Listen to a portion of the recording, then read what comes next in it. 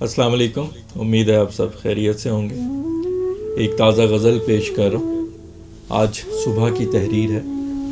پہلے غزل پیش کروں گا، اس کے بعد اشعار کا مفہوم در پردہ سوچ اور پس منظر پہ بات کروں گا۔ امید ہے آپ کو غزل پسند آئے گی۔ پیش کر رہا ہوں۔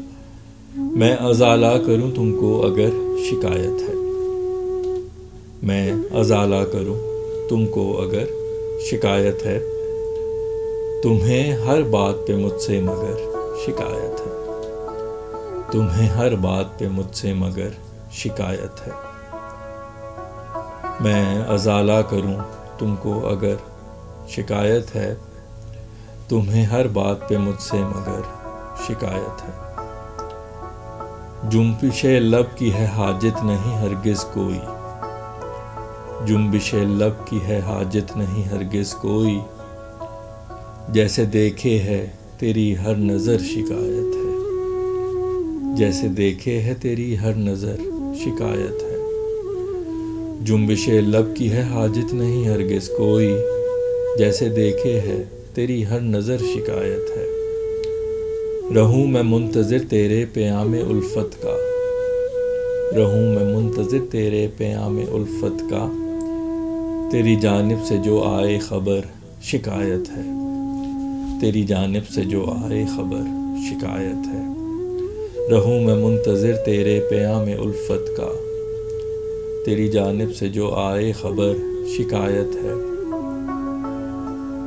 کبھی تو اور ہو موضوع گفتگو کوئی، کبھی تو اور ہو موضوع گفتگو کوئی، جب کرے بات تیرے ہونٹ پر شکایت ہے، جب کرے بات تیرے ہونٹ پر شکایت ہے۔ کبھی تو اور ہو موضوع گفتگو کوئی، جب کرے بات تیرے ہونٹ پر شکایت ہے۔ تو کہہ رہا ہے کہ آنسو خوشی کے ہیں لیکن، تو کہہ رہا ہے کہ آنسو خوشی کے ہیں لیکن، میرے نزدیک تو ہر چشم تر شکایت ہے، میرے نزدیک تو ہر چشم تر شکایت ہے۔ تو کہہ رہا ہے کہ آنسو خوشی کے ہیں لیکن، میرے نزدیک تو ہر چشم تر شکایت ہے۔ جلد از جلد ازالہ ہے لازمی جس کا، جلد از جلد ازالہ ہے لازمی جس کا، اہم ترین مجھے تیری ہر شکایت ہے، اہم ترین مجھے تیری ہر شکایت ہے۔ جلد از جلد ازالہ ہے لازمی جس کا، اہم ترین مجھے تیری ہر شکایت ہے۔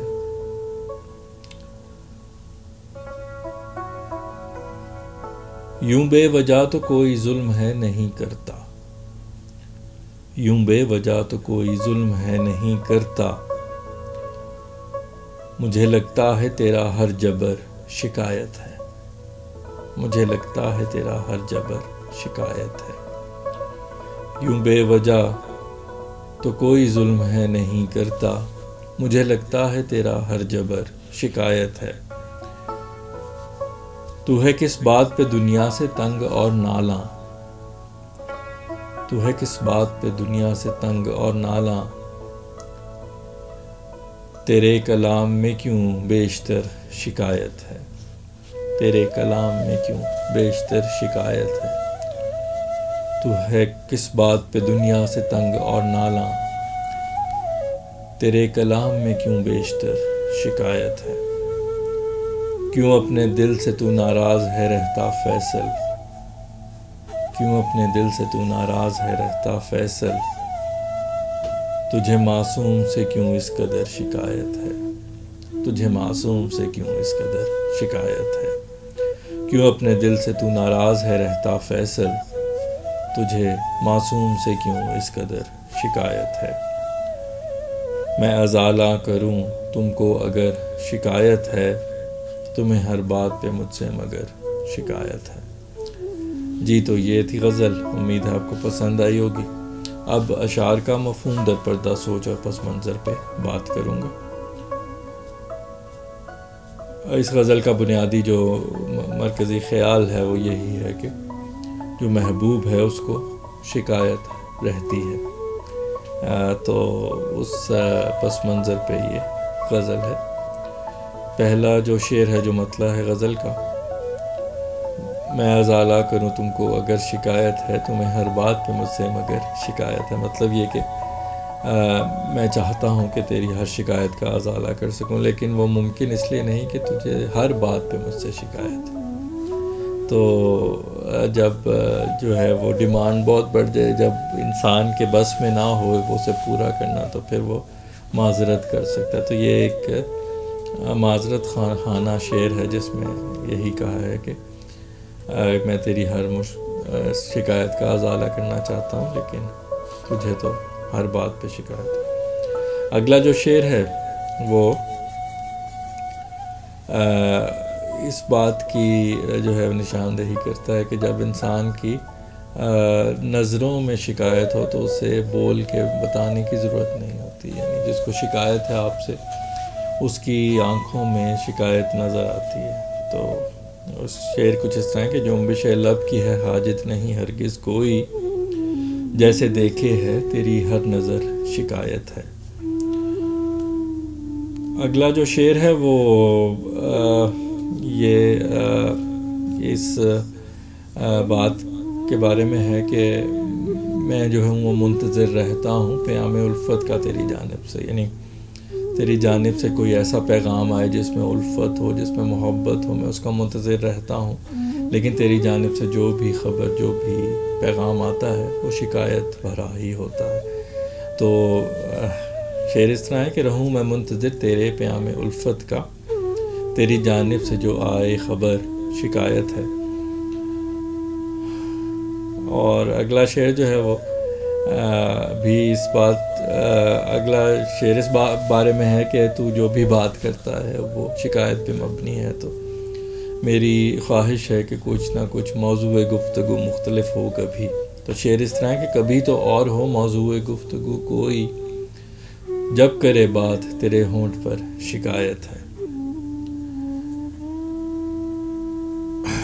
اس سے اگلا شعر جو ہے وہ اس میں جو محبوب کو یہ بتا رہا ہوں کہ میری نظر میں جو ہے وہ اگر آنکھ میں آنسو ہو، چشم جو ہے چشمے نم ہو یا چشمے تر ہو، تو اس میں اس کا مطلب ہوتا ہے کہ جو جس شخص کی آنکھوں میں آنسو سے کچھ نہ کچھ شکایت ہے۔ تو اکثر لوگ اس شکایت کو چھپانے کے لیے کہتے ہیں کہ یہ خوشی کے آنسو ہیں۔ تو اس بارے میں ہے کہ تو کہہ رہا ہے کہ آنسو خوشی کے ہیں، لیکن میرے نزدیک تو ہر چشمے تر شکایت ہے۔ اگلا جو شعر ہے وہ میں کیونکہ انجینئرنگ سپورٹ میں بھی رہا ہوں، تو اس میں ہمارے پرائرٹیز ہوتی تھیں کہ ایمرجنسی اے بی سی اس طرح کر کے نا، تو جو ایمرجنسی ہے اس کو فوراً حل کرنا پڑتا تھا، جو پھر اے ہوتی تھی وہ اس سے کم پرائرٹی کی ہوتی تھی، جس کو تھوڑا سا وقت زیادہ ہوتا تھا، بی میں اور زیادہ، اور سی بالکل ہی جو ہے وہ لو پرائرٹی کی جو ہوتی تھی، مسئلے وہ ہوتے تھے۔ تو یہ اسی طرح کا شعر ہے جس میں محبوب کو یہ بتایا جا رہا ہے کہ تیرے جانب سے آنے والی ہر شکایت جو ہے وہ ہائیسٹ پرائرٹی پہ ہے، یہ مثلاً جس طرح ایمرجنسی ہوتی ہے اس طرح ہے، اور جس کو جلد از جلد حل کرنا میرے لیے بہت ضروری ہوتا ہے۔ تو شعر اس طرح ہے کہ جلد از جلد ازالہ ہے لازمی جس کا، اہم ترین مجھے تیری ہر شکایت ہے۔ اگلا جو شعر ہے وہ بعض اوقات اگر آپ سے کوئی ظلم یا ستم کرتا ہے تو وہ اس کی وجہ بھی یہ ہوتی ہے کہ اس شخص کو آپ سے کچھ شکایت ہوتی ہے۔ تو اس کے متعلق ہے کہ یوں بے وجہ تو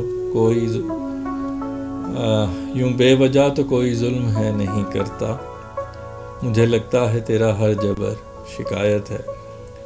اگلے جو دو اشعار ہیں وہ جو ہیں وہ میں خود سے بات کر رہا ہوں، یعنی وہ جو شاعر اپنے مقطع میں بھی تخلص کا استعمال کرتے تو اسی میں ہے کہ دونوں اشعار اکٹھے ہیں، جس میں جو ہے وہ میں خود سے کہہ رہا ہوں کہ دنیا سے تو اتنا تنگ اور نالاں کیوں ہے کہ تیرے جو کلام ہے، تیری جو تحریر ہے اس میں بیشتر شکایات ہوتی ہیں، اور تو اپنے دل سے بھی ناراض رہتا ہے اور تجھے دل سے بھی شکایات رہتی ہیں۔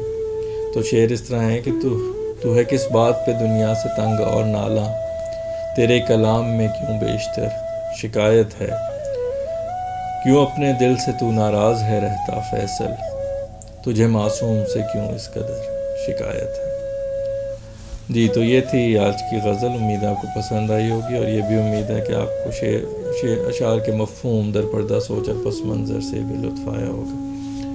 تو اگلی غزل تک کے لیے آپ سے اجازت چاہتا ہوں اس دعا کے ساتھ کہ اللہ آپ کو اپنے حفظ و امان میں رکھے، خوش و خرم رکھے، شاد و آباد رکھے، بیماریوں، پریشانیوں اور آزمائشوں سے محفوظ رکھے۔ اپنا بہت سا خیال رکھیے، خوش رہیے، خوش رکھیے۔ انشاءاللہ اگلی غزل میں دوبارہ ملاقات ہوگی۔ اللہ حافظ۔